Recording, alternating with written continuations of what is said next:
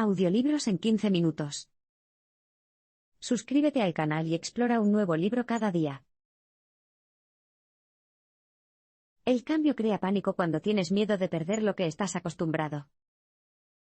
En una época en la que la música solo se tocaba en vivo, John Philip Sousa era uno de los nombres más reconocidos en el campo. Compuso la marcha patriótica estadounidense de Stars and Stripes Forever, y la marcha oficial del Cuerpo de Marines de los Estados Unidos Semper Fidelis. Estas, junto con sus muchas otras obras maestras, lo catapultaron a la fama. Pero, lamentablemente, su reinado en la industria musical se vio truncado por dos avances tecnológicos: el fonógrafo, que grababa y reproducía música, y la radio, que transmitía música directamente a los hogares de las personas. Estos dispositivos eran nuevos en aquel entonces y Sousa los veía como una amenaza. Creía que el fonógrafo y la radio cambiarían el mundo para peor. La gente ya no iba a conciertos, nadie compraba partituras y las emisoras de radio dejaban de llamar a los músicos para que tocaran sus canciones en directo. En resumen, Sousa se asustó. Pensaba en todo lo que perdería: su dinero, su carrera y probablemente incluso su popularidad. Tenía miedo de dejar atrás la buena vida a la que estaba tan acostumbrado. Así que luchó contra el cambio. Proclamó y escribió activamente sobre lo malas que eran estas nuevas máquinas y cómo estaban destruyendo a la humanidad. En muchos sentidos, nos parecemos mucho a Sousa. Cuando nos enfrentamos a un cambio, a menudo nos concentramos en todas las cosas buenas que perdemos. ¿Te mudas a una nueva ciudad? Perderemos a nuestros amigos. ¿Conseguir un trabajo en un campo diferente? Perderemos nuestro sentido de identidad. ¿Estás viviendo una pandemia? Perderemos las interacciones cara a cara. Es fácil identificar las cosas que perderemos cuando nos enfrentemos a un cambio drástico. Para empeorar las cosas, no nos limitamos a centrarnos en la pérdida, sino que también tendemos a extrapolarla.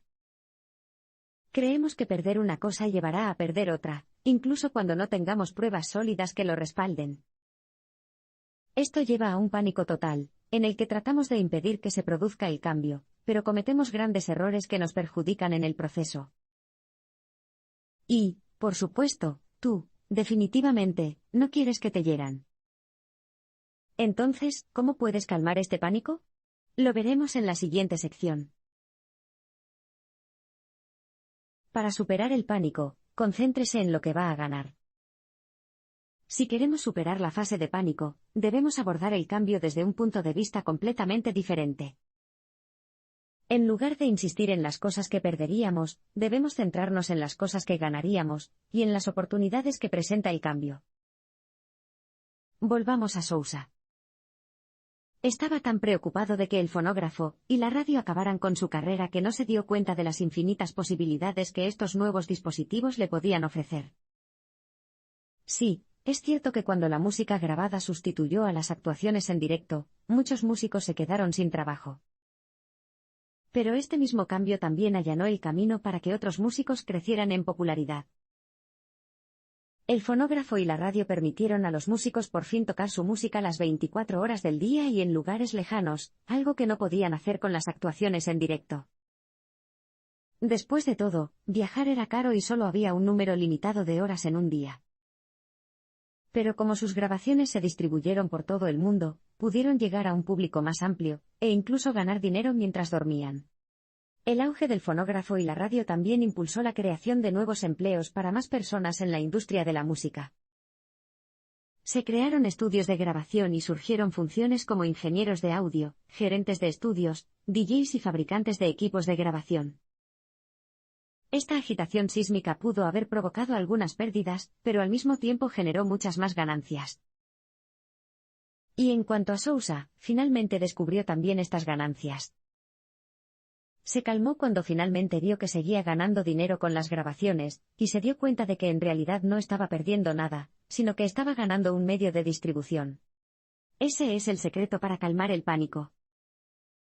Debes observar el cambio y ver las ganancias en lugar de las pérdidas. Esto no será fácil de hacer cada vez. A veces, es difícil precisar exactamente lo que se puede obtener de algo nuevo. Sin embargo, si simplemente cree que se beneficiará del cambio, incluso si no está seguro de cuáles son esos beneficios, puede salir del pánico y pasar a la siguiente fase, la adaptación. Encuentra tu verdadero propósito para ayudarte a adaptarte al cambio. Hemos identificado que el pánico proviene del miedo a perder las cosas a las que estás acostumbrado y, en el proceso, piensas que también te perderás a ti mismo. Imagina que trabajas como reportero de un periódico y luego la industria comienza a morir. Ahora tienes que buscar trabajo en otro lugar. Cuando pases por ese cambio de carrera, lo primero que probablemente sientas es que tu identidad se ve sacudida. Si ya no eres periodista, ¿qué eres? Aquí es donde puedes hacer una pausa y empezar a definir tu verdadero propósito, tu porqué. Después de superar el pánico y creer que te esperan oportunidades más grandes y brillantes, ahora tienes que adaptarte a ese cambio. Adaptarse a los cambios significa determinar qué parte de ti cambia y qué no. Tomemos Foodstirs como ejemplo. En 2019, los 3 cofundadores de esta empresa de productos dulces y horneados decidieron cambiar su marca y crear una nueva línea de productos envasados como mini rosquillas y bocadillos de brownie. Esto podría hacer que su empresa pasara de ser un productor exclusivo de mezclas para hornear a convertirse también en un productor de productos envasados. Naturalmente, estaban entusiasmados por lanzarlo a principios de 2020, pero luego llegó el brote de la COVID-19. Todos dejaron de comprar productos horneados, y empezaron a comprar mezclas para hornear para entretenerse mientras estaban atrapados en casa. Los cofundadores desecharon su lanzamiento. Pero, ¿qué significaría esto para su cambio de marca? Fue entonces cuando recordaron en qué consistía realmente su empresa. Su misión principal no era vender productos envasados, sino alegrar la vida de las personas. Y ya sea que vendan mezclas para hornear o productos envasados, siguen cumpliendo su misión tal como siempre habían planeado hacer. Ese es exactamente tu porqué. Es tu base para hacer las cosas. El propósito central que nunca cambia sin importar los cambios por los que pases en la vida. Es algo completamente diferente a tu qué o a las cosas que haces. Tu qué cambia constantemente según los recursos y las oportunidades que se te presenten. Para adaptarte a estos cambios, ten siempre en cuenta el porqué. De esa manera, no se sentirá conmovido ni volverá a caer en el pánico. Adáptese al cambio antes de verse obligado a hacerlo. La adaptación al cambio no termina después de determinar el motivo principal. Para adaptarse con éxito al cambio, debe ser el instigador del cambio. Sí, ya hemos establecido que el cambio da miedo y, a menudo, es doloroso, y nadie quiere pasar por eso. Puede que pienses que es una tontería iniciar el cambio en lugar de quedarte sentado y esperar a que te suceda a ti. Pero así fue exactamente como Sam Calagione, fundador de Dogfish Head Craft Brewery, ganó la partida a largo plazo. En 2003, Calagione elaboró una sabrosa India Pale Ale, o IPA, con un 6% de alcohol por volumen. La llamó IPA de 60 minutos. Fue un éxito. De hecho, tuvo tan buena acogida que dueños de negocios de todo el país comenzaron a llamar a su cervecería para hacer pedidos para sus licorerías, bares y restaurantes. 3 años después, la 60 Mini Tipa seguía agotándose, y casi alcanzaba entre el 70 y el 80% de las ventas de Dogfish. Ahora, cualquier otro empresario habría aprovechado esto y producido más, pero Calagione no. De hecho, no estaba nada contento con esos números. Estaba preocupado, y por una buena razón. Se dio cuenta de que con tantos establecimientos vendiendo su 60 Mini Tipa, la gente pensaría que su cervecería era una marca de IPA cuando, de hecho, produce muchos tipos de bebidas igualmente sabrosas. Calagione no quería que lo etiquetaran como productor exclusivo de IPA. Conociendo muy bien la industria cervecera, se dio cuenta de que, tarde o temprano, el amor por su IPA de 60 minutos se desvanecería. Los gustos del público cambiarían y pasarían a la próxima cerveza de moda. ¿Qué pasaría con su empresa, entonces? Sería conocido como una marca de IPA, también conocida como vieja. Así que antes de que las cosas se salieran demasiado de control, Calagione hizo el cambio él mismo. Decidió limitar las ventas de 60 Mini Tipa a solo el 50%. Esto provocó un mar de comentarios y demandas de odio, pero se mantuvo firme. En lugar de rendirse y producir más de su bebida más vendida, ofreció a los clientes sus otras cervezas. Después de todo, saben tan bien como la 60 Mini Tipa, si no mejor. Calagione logró convencer a la gente de que probara la gama completa de sus cervezas, y esta decisión finalmente dio sus frutos. Hoy en día, los IPA ya no están en la cima de la pirámide, pero Dogfish Head sigue siendo tan querida como antes. No está catalogada como productora de IPA, sino como una cervecería que siempre elabora algo nuevo. Y eso ocurrió porque Calagione inició el cambio y no esperó a que ocurriera. También puedes ser lo suficientemente valiente como para hacer el cambio primero. De esa forma, tendrás más control y más tiempo para adaptarte y prepararte para la nueva normalidad. Tú mandas más de lo que crees. Realice una transición sencilla a la nueva normalidad al traer elementos familiares del pasado al presente. Así que has superado el pánico y ya te has adaptado al cambio. Ahora estás listo para pasar por la tercera fase del cambio, la nueva normalidad. Lamentablemente, no es tan fácil como parece.